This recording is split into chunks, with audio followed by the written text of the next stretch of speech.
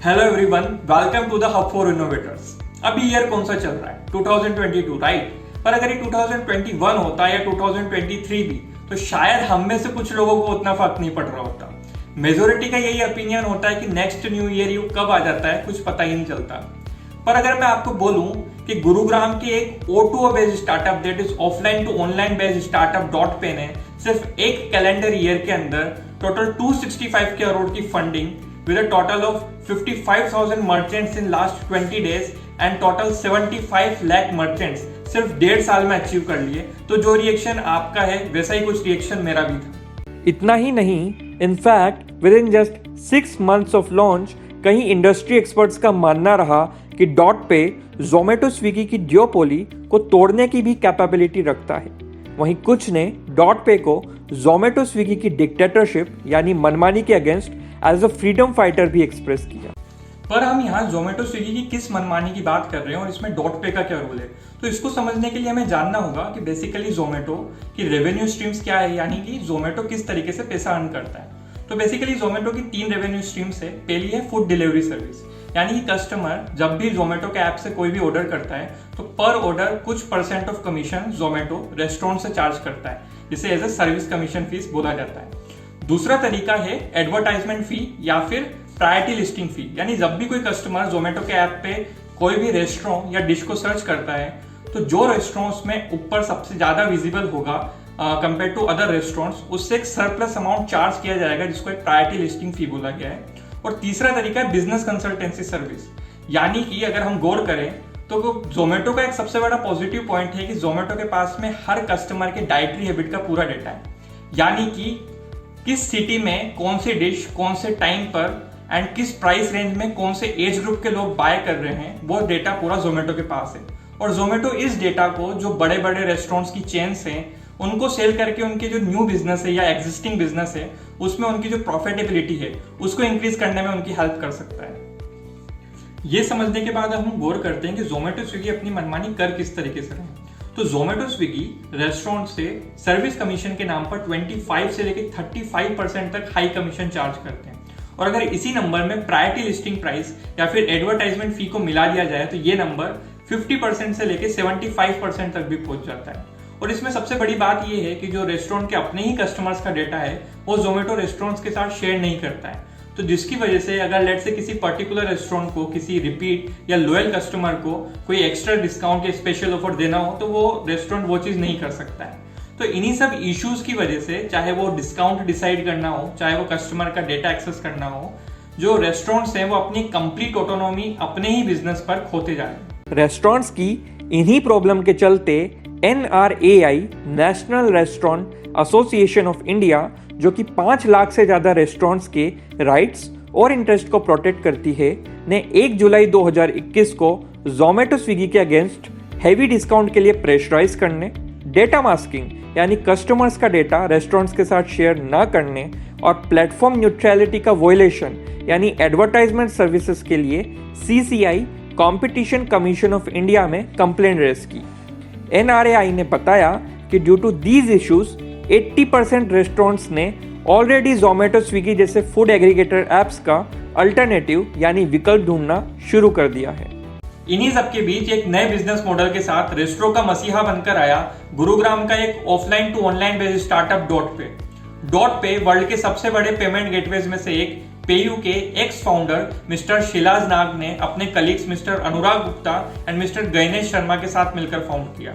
Dot पे की journey start हुई रेस्टोरेंट्स के राइट्स के लिए #ऑर्डर डायरेक्ट कैंपेन स्टार्ट करने से, जहां उन्होंने एक वीडियो लॉन्च की और रेस्टोरेंट्स के खिलाफ हो रहे अनजस्टिस के लिए कस्टमर्स से डॉट पे प्लेटफॉर्म यूज करके डायरेक्ट ऑर्डर फ्रॉम रेस्टोरेंट्स करने की अपील की।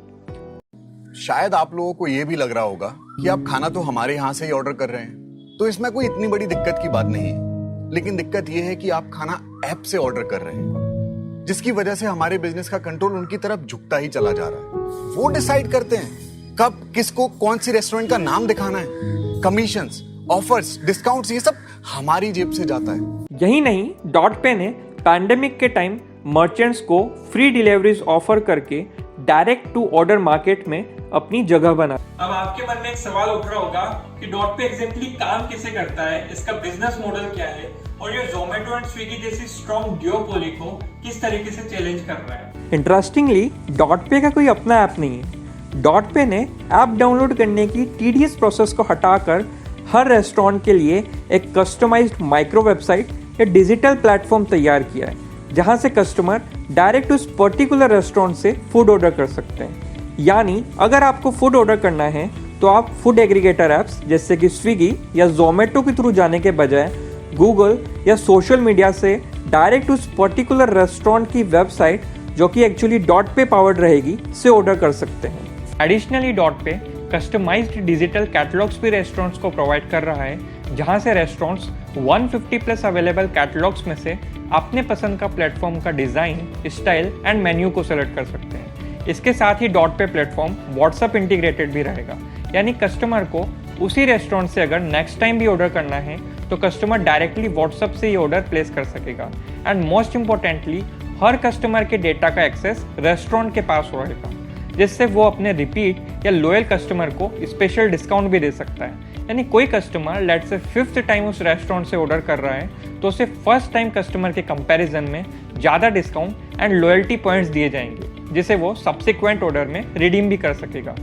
सो बेसिकली खुद का डिजिटल प्लेटफॉर्म होने से एंड कस्टमर का एक्सेस होने से बहुत से रेस्टोरेंट्स को एज ए ब्रांड एस्टेब्लिश होने में हेल्प मिलेगी। अब हम अगर प्रिसाइजली जानना चाहें कि जोमेटो स्विगी के कंपैरिजन में डॉट पे के क्या क्या ओवरऑल बेनिफिट्स हैं, तो जोमेटो स्विगी जहां एग्रीगेटर्स एंड ऐप प्लेटफॉर्म का यूज़ करते हैं, डॉट पे इंडिविजुअल रेस्टोरेंट्स के डिजिटल प्लेटफॉर्म एंड व्हाट्सएप का यूज़ करता है। डॉट पे रेस्टोरेंट्स को खुद का कैटलॉग डिज़ाइन करने की फैसिलिटी प्रोवाइड करता है, वहीं कस्टमर्स के कंप्लीट डेटा का एक्सेस भी रेस्टोरेंट के पास ही रहता है एंड उन्हें कोई प्रायोरिटी लिस्टिंग फी भी नहीं देनी पड़ती है, जिससे रेस्टोरेंट्स को एक कंप्लीट ऑटोनॉमी मिलती है, unlike Zomato and Swiggy. And अगर कमीशन की बात किया जाए तो जोमेटो स्विगी 25 से लेकर 35% तक हाई कमीशन पर ऑर्डर चार्ज करते हैं, जहां पर डॉट पे का कमीशन सिर्फ 1 से 3% तक रहता है। तो डॉट पे के डायरेक्ट ऑनलाइन ऑर्डरिंग मॉडल के बाद अब हम बात करते हैं डॉट पे के कॉन्टैक्टलेस डाइनिंग मॉडल की, जिसने पूरे रिटेल इंडस्ट्री का फेस ही चेंज कर दिया है। डॉट पे ने रेस्टोरेंट्स, कैफेज, ग्रोसरीज एंड और भी कई रिटेल चैनल्स को contactless ordering and payment service provide किया है। तो जहां पर आप रेस्टोरेंट में टेबल पर रखे QR कोड को स्कैन करके डिजिटल मेन्यू देख सकते हैं, डिश रिव्यूज देख सकते हैं और डिजिटली पेमेंट भी कर सकते हैं। और इसके साथ साथ कस्टमर ऑर्डर की डिटेल लाइव नोटिफिकेशन अपने मोबाइल नंबर पर रिसीव भी कर सकता है। इस टेक्नोलॉजी से अब कस्टमर की लंबी क्यूज का तो प्रॉब्लम सॉल्व होगा ही, बल्कि रेस्टोरेंट्स कम स्टाफ के साथ ऑपरेट कर सकेंगे एंड डिजिटल प्लेटफॉर्म का यूज़ करने से उनकी एवरेज सेलिंग ऑर्डर वैल्यू भी इंक्रीज होगी और इन टर्न उनका जो रेवेन्यू है वो भी इंक्रीज होगा। इन्हीं सब डिसरप्टिव एंड रेवोल्यूशनरी मूव्स के चलते डॉट पे ने सिर्फ 2 years ऑफ इनकॉर्पोरेशन के अंदर 265 करोड़ की total funding, 55,000 merchants in last 20 days with a total of 75 lakh total merchants and 139% की क्रेजी ग्रोथ अचीव की। And prominent food and beverages chains जैसे कि Starbucks, McDonald's, Haldiram, Social, Chili's, Barista, cafe Delhi Heights को onboard किया।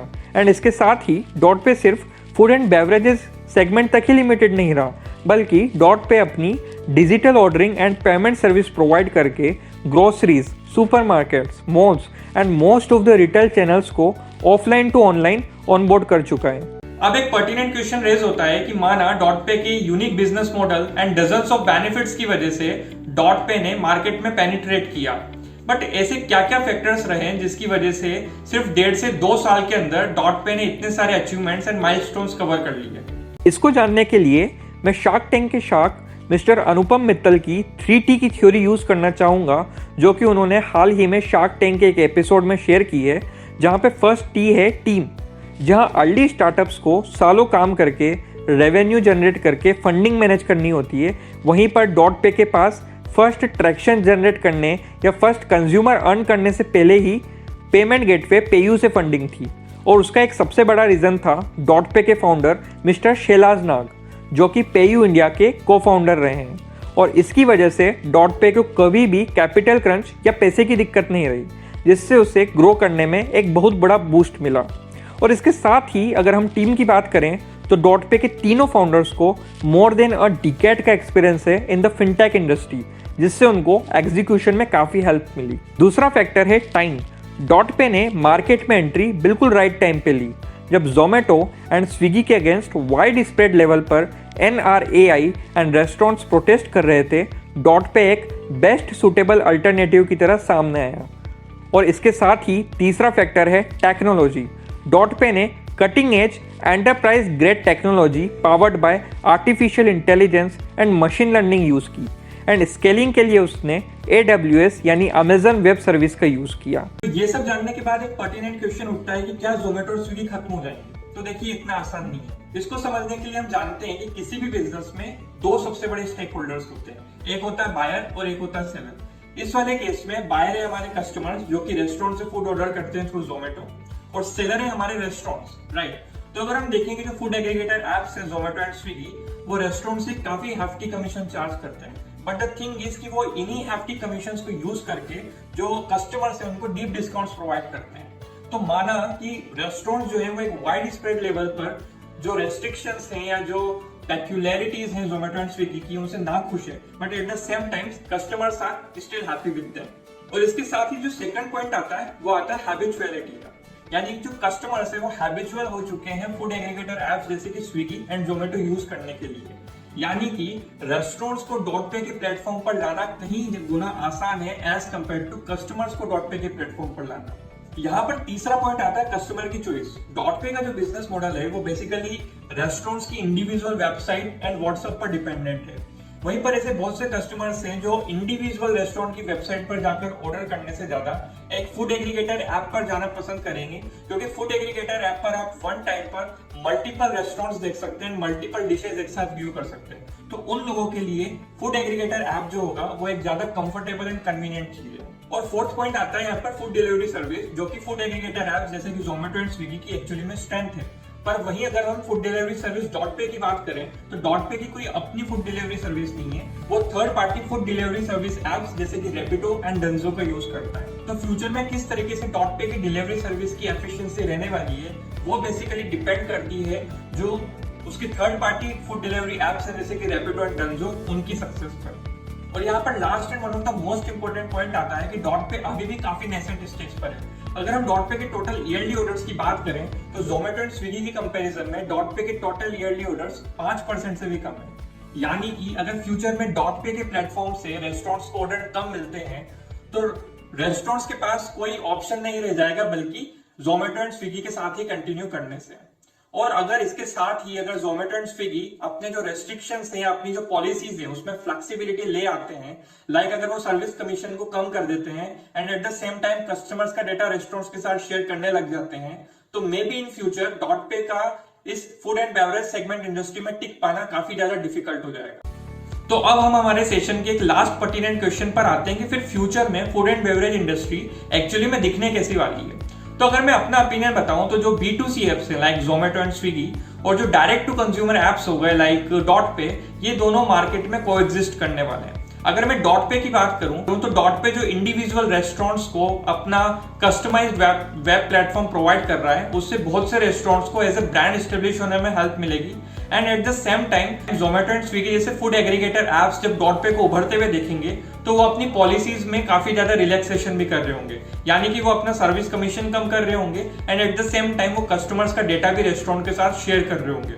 और इस चीज को हम इस तरीके से भी प्रूफ कर सकते हैं कि स्विगी ने ऑलरेडी एक डायरेक्ट कस्टमर डिलीवरी मॉडल को पायलट करना स्टार्ट कर दिया है। इस मॉडल में उनका जो सर्विस कमीशन होगा वो भी कम रहेगा and eight the same time और जो कस्टमर्स का डेटा है वो भी रेस्टोरेंट्स के साथ शेयर किया जाए। तो इन्हीं सब फैक्टर्स को देखते हुए ये कहना गलत नहीं होगा कि आज से 8 से 10 साल बाद Zomato and Swiggy and dot पे फूड एंड बेवरेज इंडस्ट्री के एयरटेल एंड जियो बन सकते हैं।